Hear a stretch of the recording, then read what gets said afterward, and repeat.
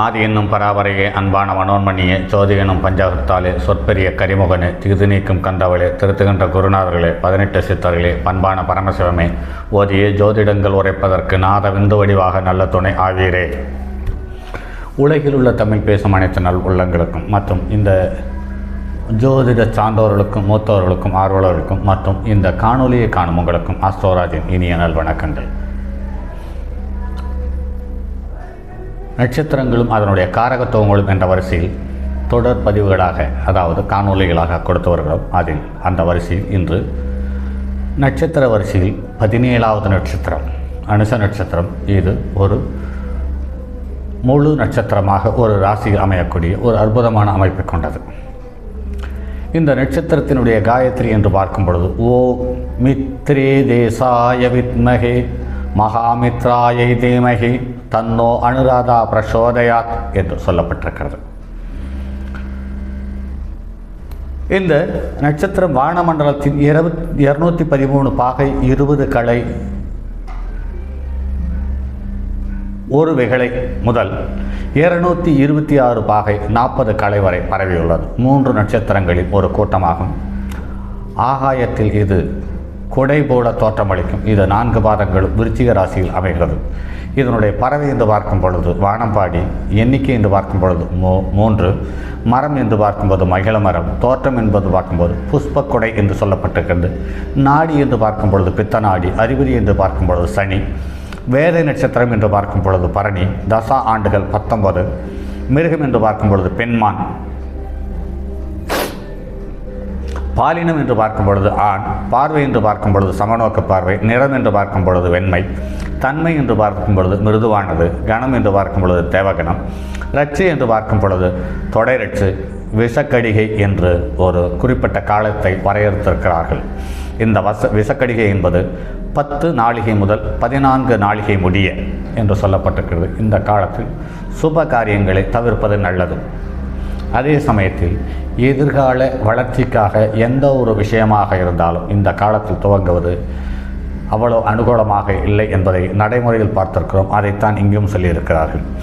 அமிர்த கடிகை என்று சொல்லும் பொழுது 34 நாளிகை முதல் 38 நாளிகை வரை சொல்லப்பட்டிருக்கிறது. இந்த காலத்தில் உறவுகள், உடல்நலம், தொழில் மற்றும் வர்த்தகம் இது சம்பந்தப்பட்டு எதுக்காக இருந்தால் எதனுடைய முயற்சியாக இருந்தாலும் இந்த காலத்தில் தொடங்குவது என்பது சாலச் சிறந்ததாக அமைகிறது என்பது நடைமுறையிலையும் பார்த்திருக்கிறோம். இதில் தோன்றியவர் என்று பார்க்கும் பொழுது சிவகணங்கள் என்று சொல்லப்பட்டிருக்கிறது. அதிதேவதை என்று பார்க்கும் பொழுது மித்ரன் என்று சொல்லப்பட்டிருக்கிறது. மற்றும் ஒரு நூலில் இதனுடைய தேவதை என்று பார்க்கும் பொழுது லட்சுமி, கோயில் என்று பார்க்கும் பொழுது மகாலட்சுமி புரீஸ்வரர் திருக்கோயில் என்று சொல்லப்பட்டிருக்கிறது. இதனுடைய காரகத்துவங்களில் நொங்கு மிகவும் அதிக பங்கை கொண்டிருக்கிறது. சப்போட்டாவும் இதனுடைய பங்கை கொண்டிருக்கிறது. இது ஒவ்வொரு நட்சத்திரத்திற்கும் 4 பாதங்கள் இருக்கிறது. அந்த 4 பாதங்களுக்கும் ஒவ்வொரு பாதங்களுக்கும் ஒரு விருட்சத்தை சொல்லியிருக்கிறார்கள். அந்த வகையில் பார்க்கும் பொழுது முதல் பாதத்திற்கு மகிழ மரமும், 2வது பாதத்திற்கு பூமருதமும், 3வது பாதத்தில் கொங்கு என்றும் 4வது பாதத்திற்கு தேக்கும் என்று சொல்லப்பட்டிருக்கிறது. இதில் ஒவ்வொரு நட்சத்திரத்திற்கும் ஒரு குறிப்பிட்ட காலகட்டத்தில் அதாவது ஒரு குறிப்பிட்ட வயதில் சின்ன சின்ன சங்கடங்களும் பிரச்சனைகளும் உருவாகிறது என்பதை அந்த காலத்திலேயே நமக்கு கண்டுபிடித்து வரையறுத்து சொல்லிட்டு சென்றிருக்கிறார்கள் முன்னோர்கள். அந்த வகையில் பார்க்கும்போது 5 வயதில் கை கால்களில் சிரங்கு, 13 வயதில் நாய்க்கடி, 22 வயதில் பால்வினை நோய்கள், 28 வயதில் வாகனத்தால் பாதிப்பு, 33 வயதில் எதிரிகளால் பாதிப்பு, 40 வயதில் வயிறு சம்பந்தப்பட்ட பாதிப்பு, 44 வயதில் வாத நோய், 55 வயதில் தலைநோய் போன்ற நோய்கள் ஏற்படுவதற்கான வாய்ப்பு இருக்கிறது என்று சொல்லியிருக்கிறார்கள். இது நடைமுறையில் நிறைய ஜாதகங்களில் ஒத்துப்போயிருக்கிறதை நான் கவனித்திருக்கிறேன்.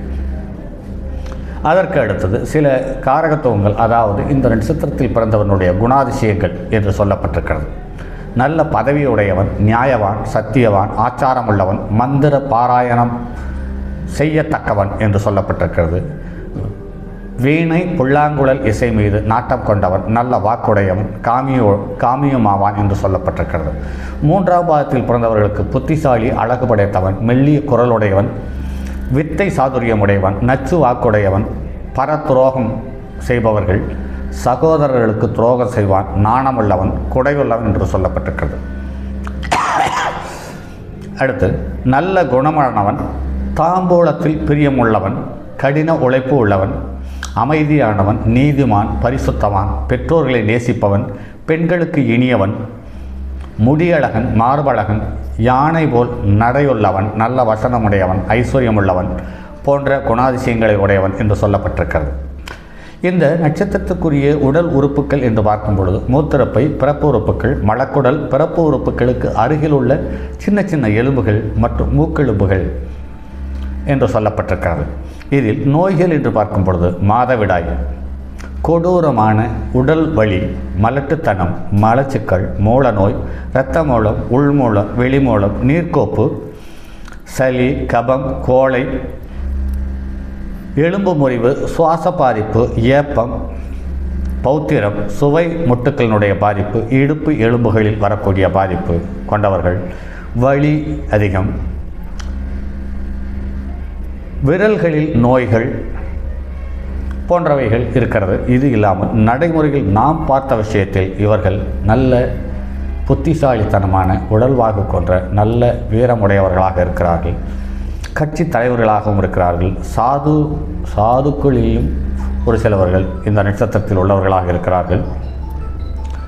அடுத்து வாகன பிரியர்கள், விசேஷ தன தானிய பயிர் செய்வதில் அதிக ஈடுபாடும் அக்கறையும் கொண்டுள்ளவர்களாக இருக்கிறார்கள். அதற்கு அடுத்து இவர்கள் அனைவருமே ஒரு வகையில் நடைமுறை அனுபவத்தில் ஒரு தாய்க்கு நல்ல மாமியாராக செயல்படுகிறார்கள். அதாவது எண்ணற்ற கொடுமைகளை செய்கிறார்கள் அல்லது துன்புறுத்துகிறார்கள். இந்த கொடுமைகளையும் இந்த துன்புறுத்தல்களையும் சுலபமாக தாய் கடந்து போகிறார்கள் என்பது நடைமுறை அனுபவத்தில் எக்கச்சக்கமான ஜாதகங்கள் பார்த்திருக்கிறோம். இது அனுச நட்சத்திரத்தில் ஒரு கிரகம் இருந்து தசாபுத்தியை நடத்தினாலும் விருச்சிக ராசி விருச்சிக லக்னத்தில் பிறந்திருந்து அதில் அனுச நட்சத்திரம் சந்திரன் என்ற நட்சத்திரமாக இருந்தால் இது தாய்க்கு ஒரு சுகமான வேதனையை தந்து விடுகிறது என்பது மாற்றுக்கருத்தில்லை. இப்படி தாயை துன்பப்படுத்தக்கூடிய ஒரு ஜாதகன் மனைவியினுடைய முழு அடிமையாக வாழ்ந்திருக்கிறார்கள் என்பது நிறைய ஜாதகத்தில் கவனித்திருக்கிறோம். சரி நண்பர்களே, மற்றும் அடுத்து வரும் சில பதிவுகள் நட்சத்திரத்தை தொடர்ந்து இருக்கும். அதற்கு அடுத்து 2026 ராசி பலன்களும் ஒவ்வொரு ராசிக்கும் பலனும் அதற்கான பரிகாரமும் என்ற வகையில் 12 பதிவுகளை காத்துள்ளேன். அந்த பதிவுகளை அனைத்து நண்பர்களுக்கும் பகிருங்கள். அதே சமயத்தில் அதில் உங்களுக்கு என்ன தோன்றுகிறதோ அதை கருத்து பெட்டியில் கருத்துக்களாக கொடுங்கள். உங்களுடைய கருத்துக்களுக்காக காத்திருக்கிறேன். சரி நண்பர்களே, மற்றும் ஒரு பதிவில் சந்திப்போம். அதுவரை உங்களிடமிருந்து விடைபெறுவது உங்கள் அன்பு நண்பன் எம் ராஜரத்தினம். என்னுடைய அலைபேசி எண் 978889 729999 97913999649. சரி நண்பர்களே, தங்கமான் மழுவோடேந்தி தன்மதி தலையில் கொண்டோன் மங்கையர் பதிக்கச் சொன்ன மாமொழி ஜோதிடத்தை எங்கு யாம் உரைப்பதற்கோர் இமை என்னும் பிள்ளை வராமற் காக்க செங்கன் மால் மருகன் யானை சிறர் பதம் காப்பதாமே.